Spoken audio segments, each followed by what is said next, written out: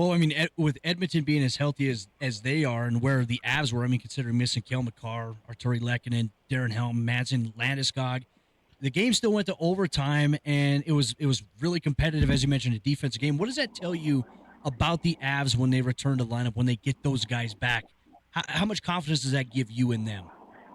Yeah, I think everyone should feel real confident in the Avalanche. You know, not even just headed into the postseason, but looking through the postseason, at least on the West. I mean, this is a team that has established themselves where they are, first in their division, looking at first in the conference, without Gabriel Landeskog. You know, a guy who is their captain. He's a key voice in the locker room. He also scores a lot of goals. He plays a heavy power forward role that they've been missing. They've been missing Josh Manson for a lot of the season. He's a key guy on the second defensive pairing. But this is a team that's looking at almost 500 man games lost this season and are still looking at potentially first in the conference and first in the division. So what they've done is impressive. And I think a lot of that is credit to goaltending, Alexander Georgiev. A lot of it is the way the defense plays offensively and supporting the offensive game. Guys like Cale Makar, Devon Taves helping out there. Bo Byram is maybe looked over when you're calling out guys like Cale Makar. And then just the Rantanen, McKinnon effort this season, what they've done. They've willed this team through games, and, you know, Rantanen in particular. We're chatting with Ryan Boulding. Be sure to follow him on Twitter at @rboulding. He's a correspondent for NHL.com and also the co-host of the hockey show right here on Mile High Sports Radio. You can catch him every weekend. You brought up Georgiev, and obviously he was kind of the unknown, you know, kind of the new guy in the mix here among a couple other players coming into the season. Obviously, you know, he's had a very, very strong season, but we haven't really seen a lot of Alexander Georgiev, you know, in crunch time come playoff time, right? And I think that's kind of a little bit of a question mark here for the Avalanche as they look to go on this Stanley Cup final run. Once again, obviously, Darcy Kemper managed to get it done last year, Frankie as well. Where's your head at in regards to Alexander Georgiev? Because the regular season has been fine, a little bit of ups and downs, but, you know, this is a guy I've talked about it with Arif time and time again. He wanted to be the guy in New York. He was supposed to be the guy in New York, and then Igor Shesterkin comes along. Where's your confidence level at in Georgiev to be that guy to potentially stand on his head for the Avalanche come playoff time? Yeah, I don't have any doubt in my mind at this point in the season that he is who the Avs need and want in net headed into the postseason. I think if you look at the history of goaltenders who have come in and had success here, Philip Grubauer, Darcy Kemper, now Georgiev, like the ability of this organization to play a goaltender-friendly system, the ability of goaltending coach Jussi Parkola to just be the goalie whisperer here and get outstanding seasons out of these guys is nothing short of miraculous, I think, especially when you look around the league and you see a lot of goaltending question marks for teams, especially entering the postseason. This is a guy, he's locked in. He's only had a few bad stretches this season, and some of it is kind of hard to blame on him. Whenever he has a tough game or two, maybe he gets a break and he comes back and rattles off a bunch of wins. And I think that, you know, what he's been able to accomplish this season, setting career highs for himself, you know, he's second in the league in goaltending wins. He was tied for first in shutouts.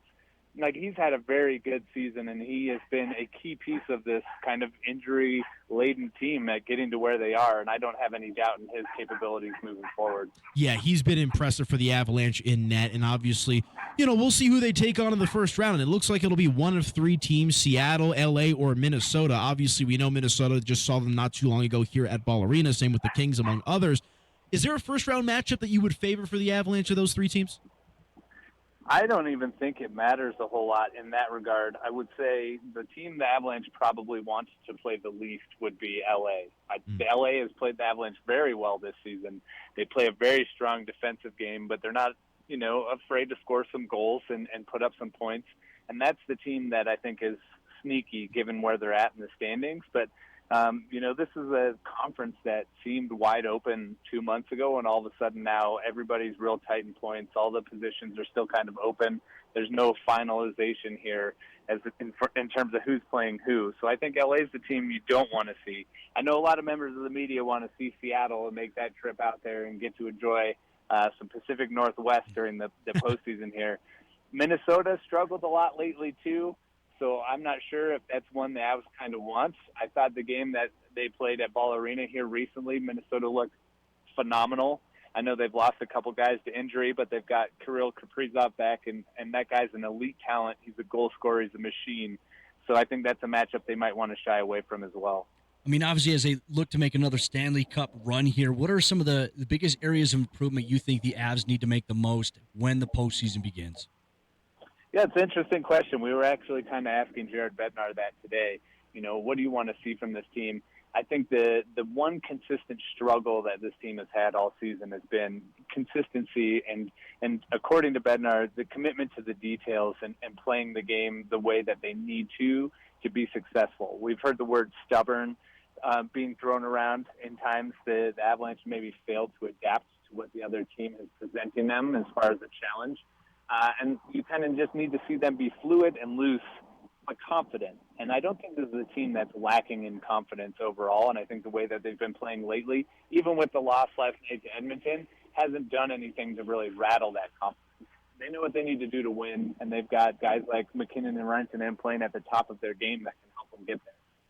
Yeah, we're excited to see what this Avalanche team looks like when they're fully healthy. And one more before we let you go. We kind of just did this for the Denver Nuggets in the previous segment leading up to this. And obviously it's a little different when you compare the two teams because the Avalanche obviously just climbed the mountaintop last season. They've got that championship pedigree. They've got that experience. But fill in the blank for me. The Avalanche win the Stanley Cup this season if. What do the Avalanche need to do this go-around, this playoff run, if they want to be a back-to-back Stanley Cup champion? Yeah, I think they need to do what they did last season and just not think about it and just go out and take teams down. The only challenge they faced last season, in my mind, until the Stanley Cup final, was the St. Louis Blues. It's really the only team that gave them fits. They swept 2 series. There wasn't a doubt in their mind. And even when they had lost a game to move on to the Western Conference Final to St. Louis, they had to go back to St. Louis. There wasn't any fear. There wasn't any, oh no, what if this slips away from us that we had seen the last couple of years in the postseason. So I think, as Ted Lasso says, being a goldfish is key. And the Avalanche have that capability. They're so talented and they're so confident. I just don't see a real hard path for them to get back to the Stanley Cup final if they play the way that they've been playing lately. Yeah, we shall see. It'll be an exciting postseason run for the Colorado Avalanche. He is Ryan Boulding. My man, thank you so much for a few minutes. Before we cut you loose, where can people find you? Where can they follow you? What have you been working on?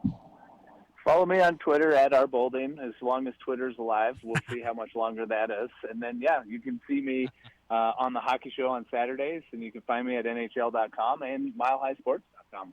Love it, Mr. Boulding. Appreciate you. A few minutes of your time. We'll do it again soon, and we'll see how this playoff run goes. Thanks for having me, guys. Yes, sir. Boom. Thanks to Danny Bailey back there. MVP DB. I texted him this morning because I know he produces the Hockey Show. Yeah. And I was like, you want to see if Boulding wants to come on today? Talk a little puck. We haven't had him on the show before, so.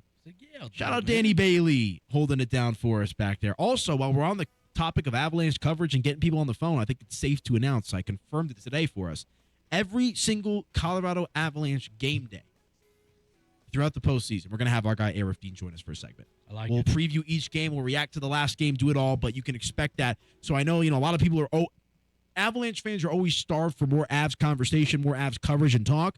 I'm happy to say right here on Afternoon Drive, we have Arif on pretty regularly already, but for every single playoff game that falls Monday through Friday, you'll hear our guy Arif Dean for at least one segment to preview the night ahead, and then we'll blast it all out on social media at Mile High Sports, at Run Right Arif.